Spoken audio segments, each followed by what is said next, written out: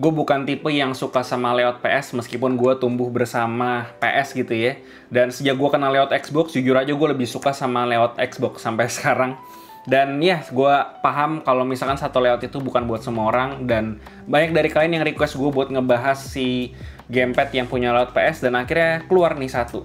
Nah, ini namanya adalah Fantech WGP 12S. Dia ini ada di positioning yang sama kayak WGP 13S yang kemarin udah gue review. Di harganya tuh di sekitar 379.000. Meskipun si WGP 13S gue lihat sekarang harganya udah ada yang mulai jual tuh di bawah 300-an ribu sih. Tapi karena si 12S ini lebih baru, jadi otomatis ada fitur yang nggak ada di 13S, tapi di 12S ini ada, dan nanti bakalan gue bahas.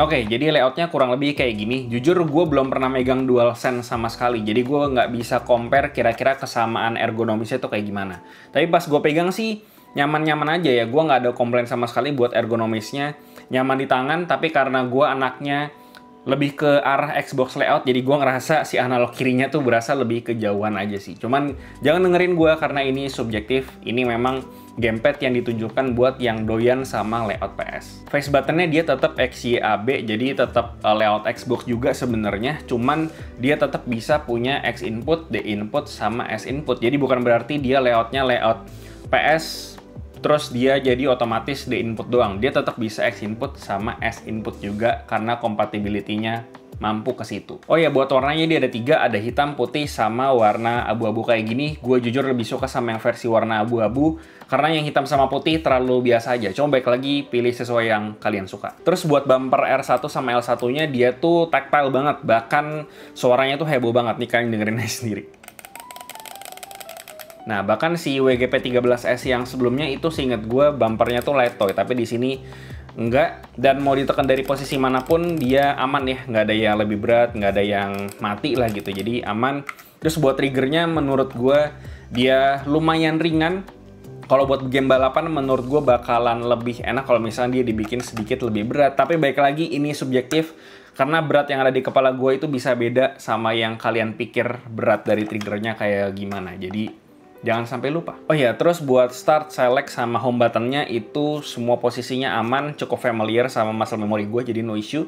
Terus dia juga ada button turbo, snap, sama FX. Dan si FX ini fungsinya apa? Dia buat shortcut gitu. Jadi contohnya misalnya gue pengen kalibrasi si analog sama triggernya. Itu caranya adalah, jadi lagi pas di kondisi gamepadnya mati kayak gini, kalian tekan FX sama home button, terus tadi dia bakal nyala dan kalian tinggal kalibrasi. Terus selain itu kalau misalkan mau remapping si back button, karena dia punya back button, itu caranya tinggal tekan FX, terus tekan aja si back buttonnya salah satu, terserah yang mana yang mau kalian remapping, udah bisa langsung ke remapping. Dan seterusnya kayak turbo, segala macam itu semuanya bisa diatur lewat si shortcutnya. Jadi gue saranin ke kalian buat ceklah si buku manualnya, karena di manualnya itu cukup lengkap buat shortcut-shortcutnya itu. Terus selain remapping, si FX plus back buttonnya itu juga bisa dipakai sebagai time macro. Jadi kalian bisa ngerekam makro atau kombinasi button yang kalian butuhin buat main game, dan bisa sampai semenitan kurang lebih buat ngerekam makronya. Buat build quality-nya menurut gue udah sesuai di harga 379.000, lumayan mirip lah sama WGP 13S build quality-nya.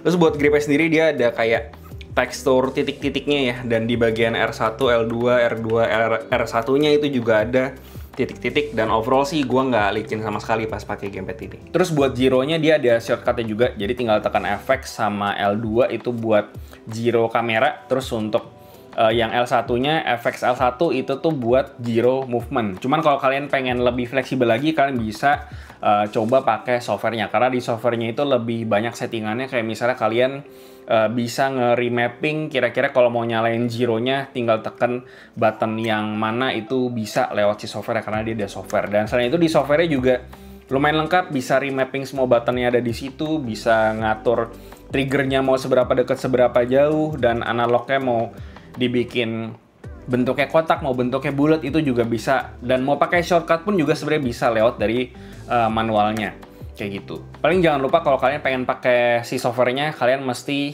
konekin si gamepad ini ke PC lewat koneksi wire, karena nggak bisa lewat wirelessnya. Lanjut buat buttonnya sendiri, dia itu sama persis kayak di WGP 13S, dia pakai membran.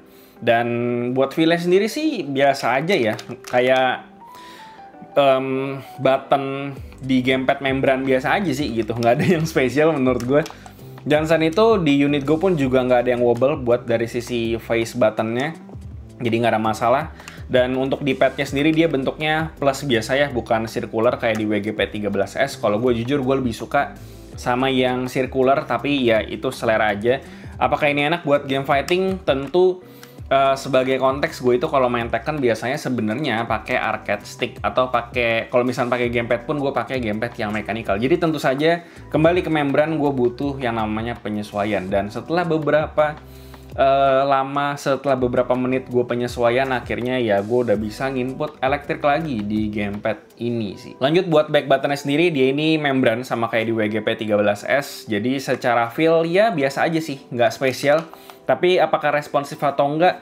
Menurut gue sih responsif aja ya. Jadi gue nggak ada isu juga di sini. Analognya dia udah Hall effect, jadi udah nggak ada isu driftingan lagi harusnya. Triggernya juga sama, udah Hall effect. Dan untuk feel sendiri dia udah smooth karena di pinggirnya tuh ada sisi yang glossy-nya gitu. Dan buat circularity-nya, gue tes di hardware tester dia udah 0% dua-duanya, analog kanan sama kirinya. Tapi kalau kalian lebih suka sama bentuk circularity yang kotak, itu kalian bisa ganti dengan cara tekan turbo sama analog kiri atau analog kanan yang pengen kalian ganti, atau di softwarenya juga bisa kalian ganti. Siapa tahu ada yang lebih suka sama yang circularity-nya kotak. Nah, buat koneksinya itu dia bisa di wired sama di dongle ya. Dan dongle ini persis sama kayak di WGP 13S. Dia bentuknya USB-A, tapi kalau dicabut dia bisa dipakai USB-C-nya. Dan buat compatibility-nya dia bisa support di PC, Android, Nintendo Switch, sama PS3. Ya, bener. Oh ya, dia juga bisa ke PS4, tapi kan harus upgrade si firmware gamepad-nya dulu. Yang udah gue coba sih di PC sama Android. Kalau di PC ya tinggal colok USB-A-nya. Kalau di Android tinggal kalian pakai si dongle USB-C-nya aja dan dia udah langsung ke detect. Dan kebetulan gue udah nggak punya Nintendo Switch.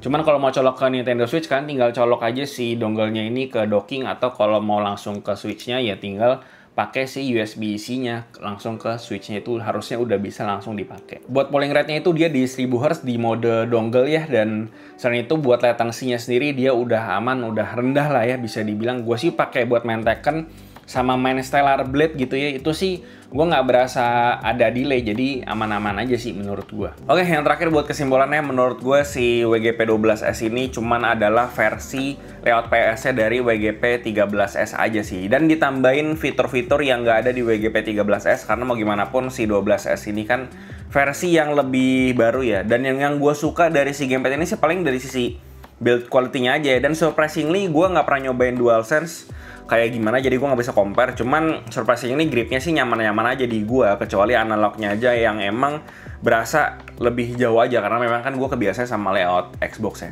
Tapi ya terlepas dari itu, buat button, analog sama triggernya udah fine-fine aja karena dia udah Hall effect juga. Terus koneksinya juga fine, apalagi kan dia dongle, dan dongle-nya bisa 2-in-1 ya, bisa USB Type A sama USB Type C. Jadi buat kalian yang pakai Android bisa tinggal colok aja tuh si dongle gamepad-nya gitu buat kalian konekin ke HP kalian.